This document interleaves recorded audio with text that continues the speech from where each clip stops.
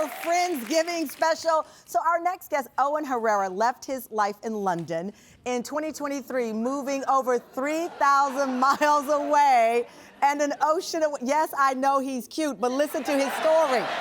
He moved 3,000 miles from London to New York, and he was surprised by how difficult it was for him to meet friends. Don't respond to that.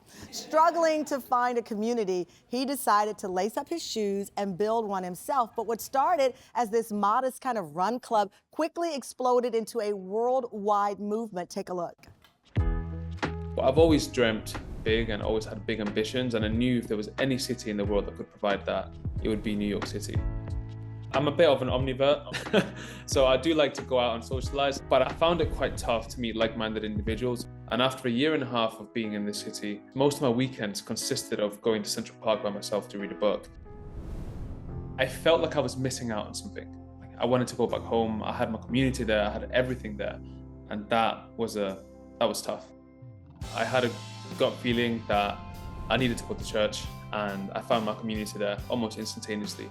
My view on New York City as I knew it changed based on one singular day and made me want to share that with other people. And that is what prompted me to start a community. The reason why this started as a run club was because of a personal passion. The first run that we had was 12 people, the second was 24, 35, 50, and then 150 plus. 8, 7, 6. And now we're at over 2,000 people. I wouldn't really call ourselves a run club anymore. We're more of a social club because we do everything. Keeping pace has transformed my entire life, and most importantly, that I found my community. Fam, please welcome the founder of Peak and Pace, Owen Herrera.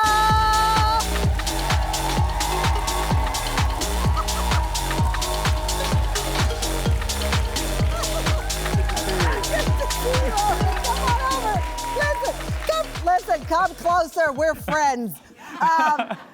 Okay, so I'm going to be honest here. When we popped your picture up, I was reading your story, the whole audience, I had to stay focused on my camera because all I heard was, ooh. You know, great looking guy, great smile, clearly a great soul. But I think what your story reminds us of is no matter who you are, what you look like, meeting real friends, meeting good people that you can consider community is challenging. Yeah. When you moved to New York, describe that loneliness. You know, first of all, thank you for having me here. Of course. It's beautiful. And I think moving from London, where I had an established community already, to New York was tough. You know, I went from seeing my friends on a daily basis to basically not having any friends at all. Yeah.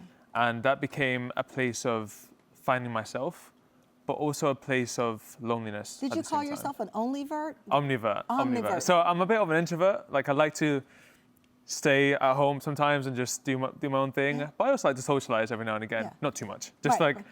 I think finding a middle point is... And that's what you were looking for, because my friends call me a social loner. Like I walk out that door with my Tam fam, I feel so comfortable, but I'm not good at like nightclubs, I'm not good at events. And with you, nightclubs were not your scene. You don't drink, you didn't find that as an enjoyable place, but you found a comfort in church.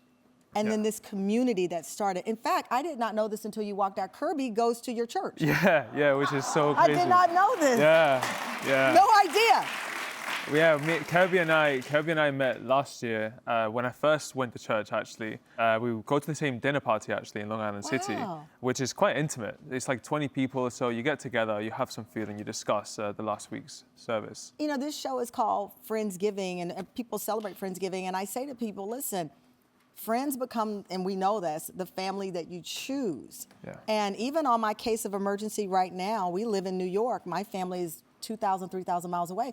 A dear friend I met in Chicago who lives here now, we've known each other, she is my son's case of emergency because friends are our family. And you can't forget that. You can't forget that. So 2024, you did your first run, 12 people. A little over a year later, somewhere around, is it 50,000 members? Now we're at 50,000. 50,000 members? Yeah.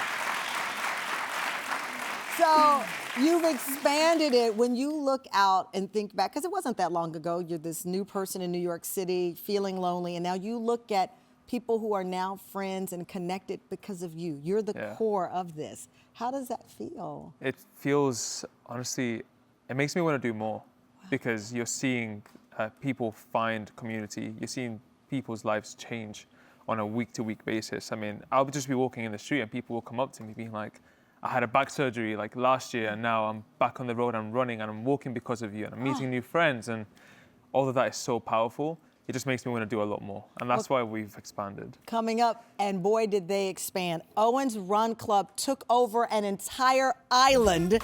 We'll get the scoop after the break.